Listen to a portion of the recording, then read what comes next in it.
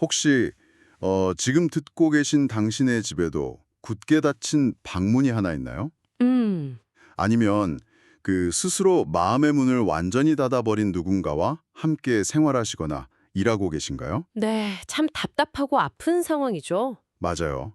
그 은둔형 외톨이 혹은 방에 꽉 틀어박힌 사람들의 마음이요.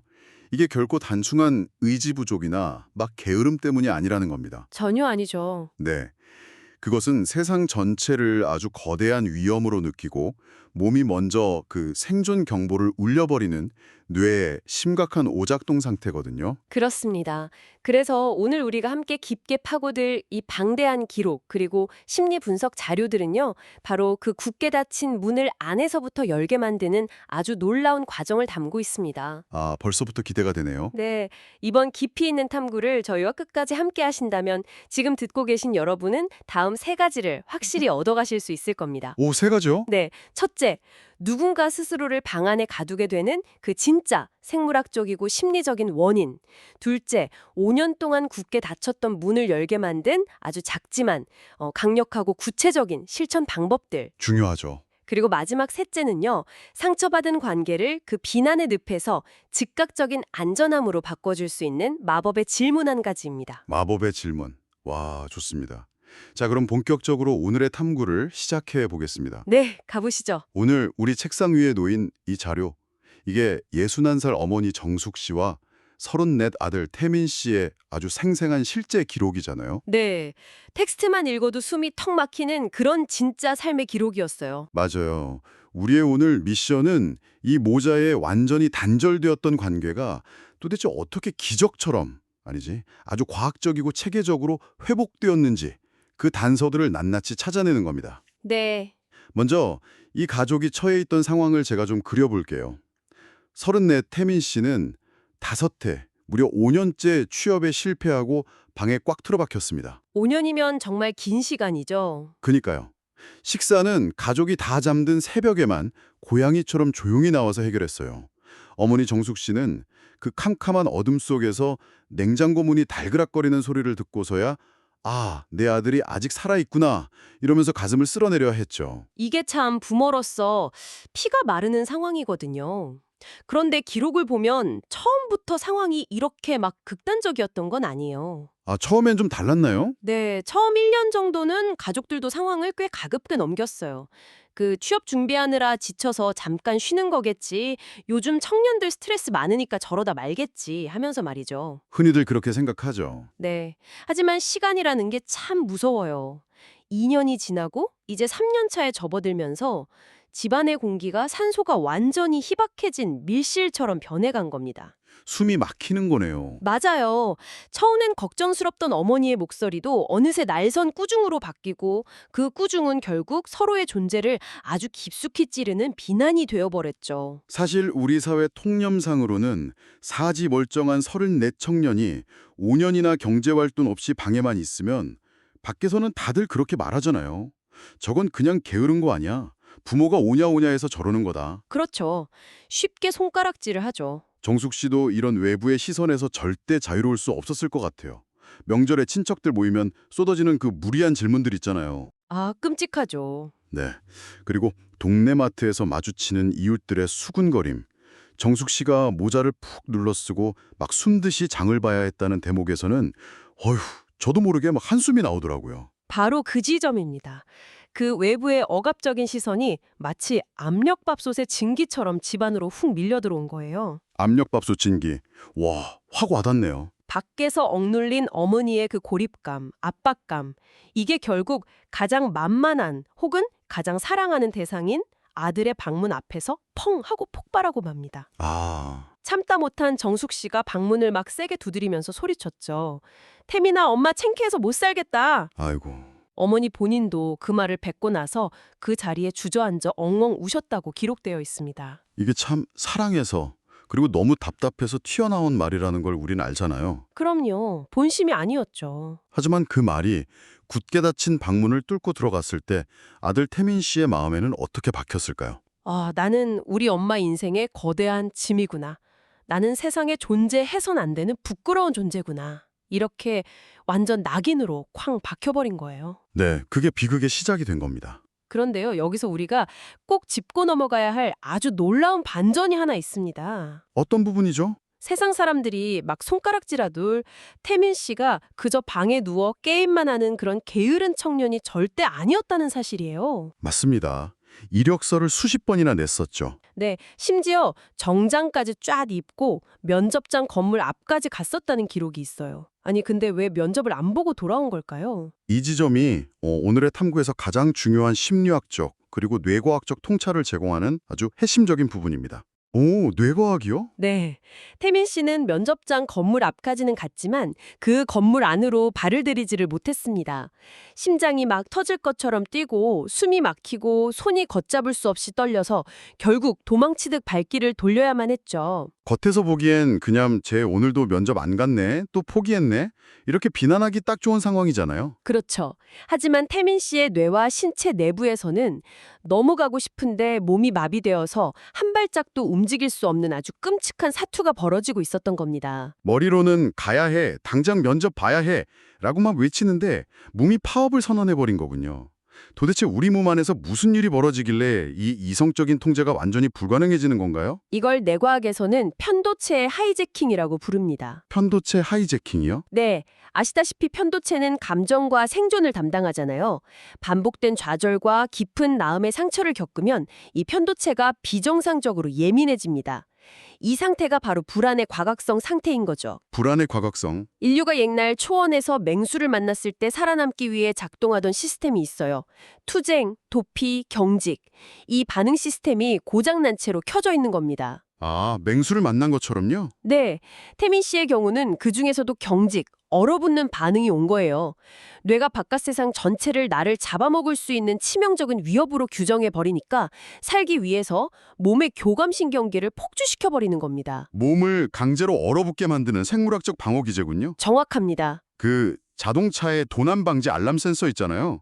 그게 너무 예민해져서 옆에 그냥 나뭇잎 하나만 툭 떨어져도 밤새도록 사이렌이 울리고 아예 엔진 시동 자체를 콱 잠가버리는 거. 그거랑 똑같네요. 와, 자동차 알람 센서 비유 아주 완벽합니다. 딱 그런 상태예요. 듣고 계신 여러분, 이걸 이해하시는 게 정말 중요합니다. 그 굳게 닫힌 방문은 고집이나 반항이 아니었어요. 고장난 뇌에 그 알람 속에서 어떻게든 살아남기 위해 쌓아 올린 마지막 바리케이드였던 거예요. 맞습니다. 거기에 대고 의지력으로 극복해라 이렇게 말하는 건 다리가 부러진 사람한테 너 의지가 부족해서 못 뛰는 거야 하고 막 윽박 지르는 것과 다를 바가 없네요. 네, 오히려 상태를 더 악화시킬 뿐이죠. 그런데요, 이 위태로운 바리케이드마저 산산조각 낼 뻔한 최악의 위기가 가족에게 찾아옵니다. 아, 그 사건이요? 어느 날 태민 씨 이름으로 수백만 원 단위의 소액 결제 미납 통보, 그리고 빚 독촉 문자가 진짜 폭탄처럼 쏟아지기 시작한 겁니다. 세상에 수백만 원이요? 네. 가뜩이나 과각성 상태로 숨어 지내던 태민 씨에게 이 상황은 아까 말씀드린 맹수가 아예 방 안까지 쳐들어온 것과 똑같은 공포였을 겁니다.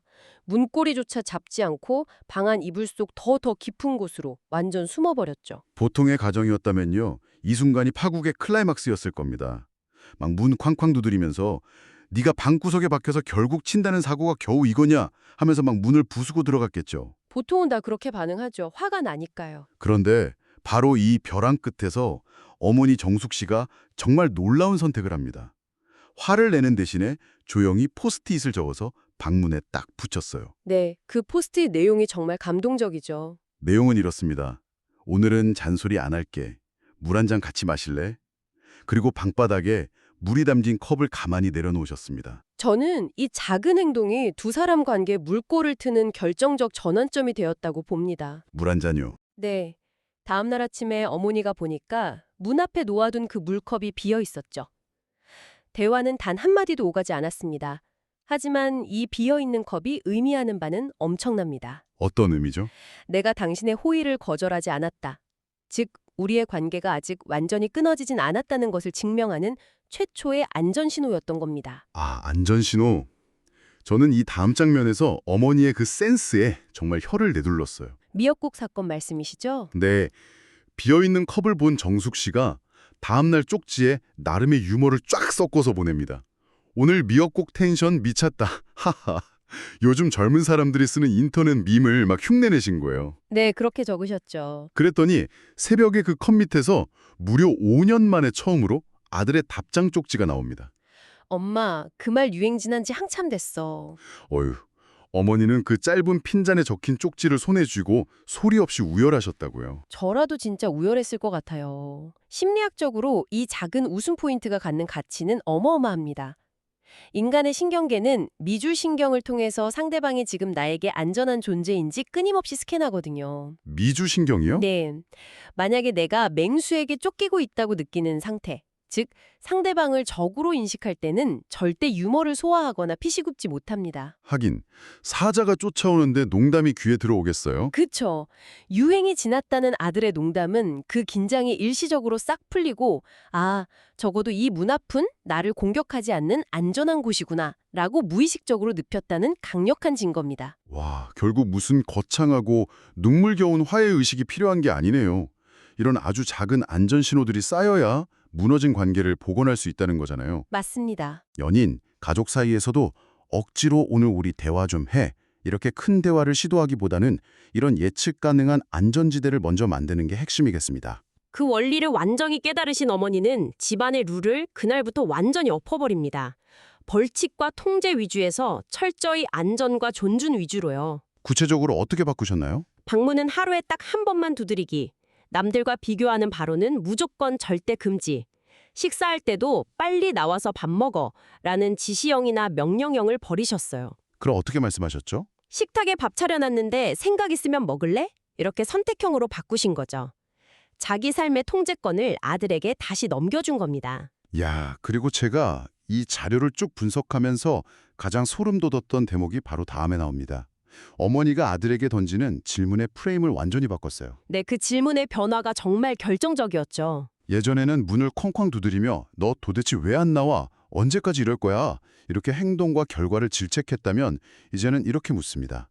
태민아, 지금 네가 제일 무서운 게 뭐야? 행동의 겉모습을 탓하는 질문에서 내면의 감정을 알아주는 질문으로 방향을 완전히 튼 것이죠. 네, 상대방을 고쳐야 할 문제덩어리가 아니라 두려움에 떠는 한 명의 나약한 인간으로 바라보기 시작했다는 아주 깊은 뜻입니다. 맞아요. 이 질문에 태민 씨가 문을 살짝 열고 이렇게 대답하죠. 사람들이 날 한심하게 볼까 봐 너무 무서워. 아, 참 가슴 아픈 고백입니다. 정숙 씨는 이 한 문장을 듣고 자신의 모든 오해를 싹 내려놓게 됩니다. 아들이 가족이 밉거나 뭐 그냥 편하게 살고 싶어서 숨은 게 아니라 남들의 시선이라는 세상 자체의 위협으로부터 스스로를 보호하려고 잔뜩 웅크리고 있었다는 신실, 그걸 마주한 거죠. 진정한 공감이 비로소 일어난 순간입니다. 이후에 이 가족은 구청 마음건강센터의 도움을 본격적으로 받게 되는데요. 네, 전문가를 만났죠. 여기서 전문가가 제시한 회복의 3단계 솔루션은 우리가 흔히 저지르는 치명적인 실수를 아주 정확하게 꼬집어줍니다. 상담사가 제시한 1단계는 취업이나 자기계발이 절대 아니었어요. 그럼 뭐였나요? 1단계는 생활 리듬 회복, 2단계는 신체 긴장 낮추기, 그리고 마지막 3단계가 되었어야 비로소 사회 접촉 확장이 나옵니다. 아, 뼈 때리네요. 사실 우리는 누군가 막 방황하고 멈춰 있으면 일단 뭐라도 좀 해봐. 나가서 알바라도 해. 이력서부터 써봐. 이렇게 거창한 목표부터 들이대잖아요. 3단계부터 강요하는 셈이네요. 완전히 순서가 틀린 거죠. 아까 제가 편도체가 하이제킹된 과각성 상태를 설명해 드렸잖아요. 네네. 뇌가 세상을 위험으로 느끼고 신체가 꽁뚱 얼어붙어 있는데 거기에 대고 빨리 뛰어나가서 사람 만나고 면접 봐 라고 등 떠미는 건 뇌의 알람 소리를 더 폭발적으로 키우는 자해 행위나 다름없습니다. 사이렌이 울리는데 불을 더 지피는 격이네요. 맞습니다. 그래서 상담사는 뇌가 버틸 수 있는 아주 미세한 수준의 마이크로 스텝을 밟으라고 조언합니다. 신경 가소성이라고 하죠. 뇌의 신경회로를 재배선하려면 아주 작은 성공의 경험을 통해 세상은 생각보다 안전하다. 이 데이터를 뇌에 천천히 다시 입력해 주어야 하거든요. 그 마이크로 스텝의 구체적인 내용이 정말 기가 막힙니다. 1주차 목표가 뭔지 아세요? 현관 앞 3분 서 있기였습니다. 현관 앞 선분요. 네. 그리고 2주차는 신발 신고 엘리베이터 버튼 누르고 돌아오기. 3주차가 되어서야 비로소 편의점까지 왕복 10분 걷기였어요. 정말 아주 작은 발걸음이죠. 솔직히 남들이 볼 때는 야, 장난하는 것도 아니고 그게 무슨 재활이야. 언제 취업할래? 이렇게 비웃을지도 모릅니다. 하지만 대형 교통사고를 당해서 병상에 누워있던 환자에게 첫 재활은 마라톤이 아니라 발가락 까딱하기잖아요. 그렇죠. 5년 동안 자기 방에만 갇혀있던 태민 씨에게 이 현관 앞 3분은요. 에베레스트 산을 오르는 것만큼이나 거대한 투쟁이었을 겁니다. 훌륭한 비유입니다. 이 노출 치료의 과정에서 보호자가 반드시 뼈에 새기듯 명심해야 할 것이 있습니다. 뭔가요? 회복은 결코 우상향하는 깔끔한 직선 그래프가 아니라는 점입니다. 지그재그로 가나요? 네. 사흘 정도 좋아져서 거실에 나오다가도 어떤 날은 다시 이틀 동안 방문을 걸어 잠그고 숨어버리는 지그재그의 연속이죠. 그럴 때마다 지켜보는 가족의 속은 진짜 까맣게 타들어가고 조급해집니다. 미치죠, 사실. 또 시작이네 싶을 테니까요. 하지만 정숙 씨는 스스로 흔들릴 때마다 입술을 꽉 깨물며 이 주문을 되뇌었습니다. 속도보다 방향, 결과보다 안전. 속도보다 방향, 결과보다 안전. 와, 당장 오늘부터 제 다이어리에 굵은 펜으로 적어두고 싶은 문장입니다. 자, 그런데 여기서 이 모자의 연대를 더욱 단단하게 묶어준 뜻밖의 외부 요인이 등장합니다. 네, 반전이 있었죠. 아까 태민 씨 이름으로 쏟아졌던 그 수백만 원짜리 소액 결제 독촉 문자 사태 기억하시죠? 네, 집안은 발칵 뒤집혔던 경찰서를 오가며 기록을 하나하나 대조해 보니까 이게 태민 씨가 방에서 게임 아이템 같은 걸 산 게 아니었어요. 개인정보 외부 유출에 의한 범죄 피해였다는 정황이 딱 밝혀진 겁니다. 아델이 가해자나 사고뭉치가 아니라 명백한 피해자라는 사실이 객관적으로 확인된 것이죠.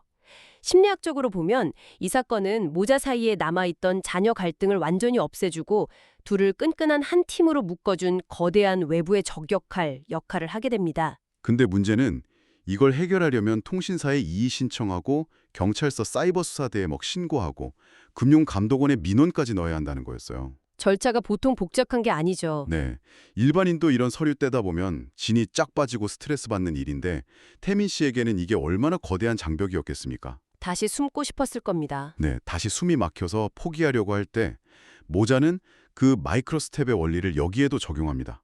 거대한 목표를 아주 잘게 쪼갰어요. 어떻게 쪼갰죠? 오늘은 복잡한 거 다 생각하지 말고 딱 접수 번호만 받자. 그리고 다음 날은 내일은 통화 기록만 정리해서 프린트만 딱 하자. 이렇게 하루에 딱 한 칸씩만 체크리스트를 채워나간 거예요. 완벽한 대처입니다.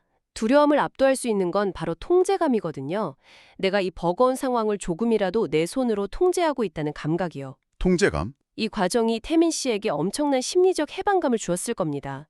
문제를 회피하지 않고 어머니와 굳게 연대해서 세상이라는 외부의 적과 맞서 싸우고 또 이겨내는 경험을 한 거니까요. 맞아요. 절차가 막 하나씩 진행되면서 태민 씨가 툭 던진 말이 있죠. 엄마, 내가 완전히 망가진 사람은 아니었네. 저는 그 대목에서 뭉클하더라고요. 와, 이 대화로 두 사람은 과거의 깊은 상처를 완전히 소독해냅니다. 그리고 태민 씨가 돌아가신 아버지 영정 앞에서 이렇게 고백하죠. 아버지, 저 도망친 게 아니라 너무 무서워서 얼어붙어 있었어요. 스스로 자신의 상태가 나약함이나 게으름이 아니라 경직 상태였음을 명확히 인지하고 그걸 입 밖으로 꺼낸 겁니다. 이는 태민 씨를 그토록 올가매고 있던 과각성이라는 방어 기제가 마침내 완전히 해제되었다는 것을 의미하죠. 진짜 5년 묵은 체증이 싹 내려가는 기분이었겠네요. 결국 모든 불법 결제 내역이 다 정정되고 그 지긋지긋한 독촉 문자가 완전히 멈춘 날 태민 씨는 드디어 방문을 열고 나와 거실 창문을 활짝 엽니다. 그리고 무려 5년 만에 거실 소파에 대자로 길게 확 누웠어요. 집에서 가장 편안하고 무방비한 상태로 집안의 중심인 거실에 당당히 머물게 된 거죠. 드디어 완벽한 안전지대가 구축된 겁니다. 그때 어머니 정숙 씨가 또 가만히 있지 않으십니다. 소파에 누운 아들을 딱 보면서 두 번째 유행어 개그를 날리시죠. 태민아, 오늘 우리 집 분위기 완전 레전드 아니니? 하하, 어머니 센스가 정말 대단하세요. 태민 씨가 피식 웃으면서 이렇게 답해요. 엄마, 단어는 틀렸는데 마음은 맞았어. 정말 한편의 영화같이 아름다운 장면입니다. 농담을 주고받을 수 있다는 건 두 사람의 신경계가 평온을 되찾았다는 가장 확실하고 과학적인 증거니까요. 자, 이제 태민 씨의 삶은 아주 조심스럽게 하지만 확실하게 현실을 향해 나아갑니다. 첫걸음으로 재택 데이터 정리 아르바이트를 구했는데 조건이 주 4일, 하루 딱 2시간 일하는 거였어요. 무리하지 않는 선에서 아주 잘 구했네요. 한 달 내내 일해봤자 급여는 아주 적었겠죠. 하지만 정숙 씨는 한 달에 얼마를 벌었는지는 진짜 입 밖에도 내지 않았습니다. 오직 아들이 정해진 출근 시간표를 스스로 지켜냈다는 사실 자체를 엄청나게 칭찬해줬어요. 어머니가 상담사의 그 1단계 조언, 즉 생활 리듬 회복이라는 원칙을 완벽하게 내재화하신 겁니다. 돈의 액수나 스펙이라는 사회적 결과가 아니라 일상을 스스로 유지하는 안전한 리듬에 열렬한 찬사를 보낸 것이죠. 이 역시 엄청나게 훌륭한 긍정적 강화입니다. 그리고 한 달 뒤 태민 씨가 스스로 동네 청년 프로그램 신청서를 딱 냅니다. 오, 드디어 3단계 사회 접촉 확장으로 넘어가는군요. 네. 그런데 아직 두려움이 조금 남아 있었는지 출근 첫날 아침에 이러는 거예요. 엄마, 나 오늘은 건물 입구까지만 같이 가줘. 30대 중반의 아들이 그런 부탁을 하기가 쉽지 않았을 텐데요. 맞아요. 이 부탁에 정숙 씨는 다 큰 애가 왜 이러냐 혼자 가라 이렇게 타박하지 않습니다. 오히려 너무 고마워서 속으로 눈물을 꾹 삼키며 같이 그 길을 걸어가 줍니다. 듣고 계신 여러분, 태민 씨가 그날 90분짜리 프로그램에서 과연 몇 분을 버텼을까요? 기록에 따르면 딱 40분이었죠. 절반도 채우지 못하고 중간에 다시 도망치듯 건물 밖으로 나온 겁니다. 예전에 정숙 씨 혹은 우리 보통의 부모들이었다면 당장 이랬을지 몰라요. 너는 사내 자식이 왜 90분을 끝까지 못 버티고 중간에 튀어나오니 또 포기할 거면 못하러 시작했어 이렇게 막 다그쳤겠죠. 네, 이건 실패한 50분에만 집중하는 전형적인 결핍 기반 사고방식이죠. 그런데 완전히 달라진 정숙 씨는 아들의 얼굴을 보자마자 딱 이렇게 말해줍니다. 네가 40분이나 버티다니 정말 대단하다. 채우지 못한 50분에 초점을 맞추는 대신에 성공적으로 쟁취해낸 그 40분을 조명하는 자산 기반 사고로의 완벽한 전환입니다. 이 한마디가 태민 씨의 뇌에 나는 40분을 거거뜬히 해낼 수 있는 사람, 이러는 아주 강력한 자기 효능감을 심어준 겁니다. 그 긍정적 강화가 과연 어떤 결과를 가져왔는지 아십니까? 그날 밤 식탁 위에 작은 메모가 하나 놓여 있었습니다. 엄마, 내일은 45분 도전해볼게. 저는 진짜 이 메모 하나가 오늘 우리가 탐구한 이 모든 이야기의 결론을 완벽하게 대신해준다고 생각합니다. 회복이라는 건 어느 날 갑자기 방문을 박차고 나와서 나 대기업 취업했어 이렇게 외치는 거창한 영화의 엔딩이 아니었던 거예요. 네, 절대 아니죠. 오늘은 40분, 내일은 45분 해볼게. 이 작고 소중한 약속들이 끊어지지 않고 쭉 이어지는 과정. 그 방향성 자체가 바로 회복이었습니다. 오늘 우리가 이렇게 심층적으로 살펴본 모든 데이터와 심리적 메커니즘을 종합해보면요. 지금 굳게 닫힌 방문 앞에서 아주 깊은 한숨을 쉬고 계신 청취자분들께 꼭 드리고 싶은 말씀이 있습니다. 네, 어떤 말씀이실까요? 누군가와의 물리적, 심리적 단절은 결코 여러분이 실패했거나 너무 늦었음을 의미하는 게 아닙니다. 단지 그 굳어버린 마음을 여는 올바른 순서를 아직 찾지 못했을 뿐입니다. 순서의 문제군요. 네. 섣부른 조언이나 사회적 잣대를 들이다는 것을 당장 멈추고 상대의 신경계가 안심하고 딛고 설 수 있는 아주 작은 안전지대를 먼저 세워주세요. 비난을 멈추고 안전을 제공할 때 비로소 멈춰있던 관계의 시계는 다시 깍깍 소리를 내며 움직이기 시작할 겁니다. 자, 이제 오프닝에서 약속드렸던 마법의 문장을 배달해드릴 시간입니다. 오늘 당장 여러분의 삶에 적용해 보실 수 있는 아주 구체적인 실천법이에요. 기대되네요. 너 대체 언제까지 그럴 거야? 왜 아직도 못하니? 이런 아주 뾰족하고 결과 중심적인 말들을 여러분의 머릿속 사전에서 오늘부로 완전히 지워버리세요. 그리고 이렇게 프레임을 확 바꿔서 물어봐 주십시오. 네, 네가 덜 무서워지게 내가 뭘 도와주면 좋을까? 참 따뜻한 질문이네요. 네, 이 따뜻하고 강력한 질문은요. 잔뜩 웅크린 상대를 내가 어떻게든 통제해야 할 문제덩어리가 아니라 보살핌이 필요한 온전한 한 명의 사람으로 다시 바라보게 만드는 위대한 시작점이 될 겁니다. 마지막으로 오늘 이 시간을 함께 하신 듣고 계신 여러분께 화두를 하나 조심스럽게 던지고 싶습니다. 좋습니다. 오늘 우리가 이렇게 해부하듯 파고들었던 이 굳게 닫힌 문의 메커니즘이 과연 태민 씨 모자에게만 해당하는 아주 특수한 이야기일까요? 혹시 여러분의 일상 속에서도 우리 사회가 당연하다는 듯 요구하는 거창한 결과나 빠른 속도만을 끊임없이 강요받다가 지쳐서 스스로 조용히 마음의 문을 닫아버린 적은 없으신가요? 저도 뜨끔하네요. 혹은 다 널 사랑해서 그러는 거야 라는 명목 아래 누군가에게 무리한 목표를 들이밀며 그들이 생존을 위해 무심코 방문을 잠그도록 내가 먼저 몰아세운 적은 없었는지 오늘 하루 조용히 스스로의 내면을 향해 한 번쯤 질문해 보셨으면 좋겠습니다. 속도보다는 방향, 결과보다는 안전. 오늘 이 문장을 여러분의 마음속에 아주 단단히 품고 가시길 바랍니다. 듣고 계신 당신, 오늘 당신의 귀한 시간을 내어 이 길고 깊이 있는 탐구를 끝까지 함께 해주셔서 진심으로 감사합니다. 감사합니다. 우리는 다음번에도 당신의 세상을 한 뼘 더 넓혀줄 새롭고 흥미로운 지식의 파편들을 한가득 몰아 다시 찾아오겠습니다. 평안한 하루 보내세요.